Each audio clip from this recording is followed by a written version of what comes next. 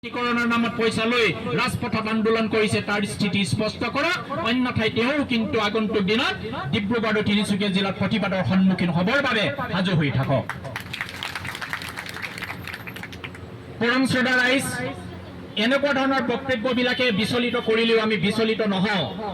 আমি আৰু অধিক উৎসাহে আমাৰ নিজৰ ন্যায্য প্ৰাপ্যৰ বাবে আমি আন্দোলন কৰিবই লাগিব। অত দিনে আজি বিজেপি চৰকাৰৰ নৰেন্দ্ৰ মোদী ডাঙৰীয়া ৫৬ ইঞ্চি বুকু ফুলাই যেতিয়া অসমলৈ আহিছিল ২০১৬ চনত, তেখেতে স্পষ্টভাৱে কৈছিল যে ৬ মাহৰ ভিতৰত ৬ জনগোষ্ঠীক জনজাতিকৰণ প্ৰদান কৰা হ'ব। আমি সেইকাৰণে কৈছো এইখন চৰকাৰ এখন মিথ্যাচাৰী চৰকাৰ। তেখেতৰ সেই যি মিথ্যাচাৰ, আজি ৬ মাহ কি ৩টা কাৰ্যকাল স্বয়ং নৰেন্দ্ৰ মোদী প্ৰধানমন্ত্ৰী হৈ থকাৰ অৱস্থাত ৬ জনগোষ্ঠীৰ সন্দৰ্ভত এটা শব্দ তেখেতে উচ্চাৰণ কৰিবৰ কাৰণে আজিৰ তাৰিখত সাহস হোৱা নাই। কিয়? আজি আমি ভাবিছিলো যে দক্ষ মুখ্যমন্ত্ৰী গৰাকী অসমৰ হিমন্ত বিশ্ব শৰ্মা ডাঙৰীয়াই জনগোষ্ঠীত মই নাই।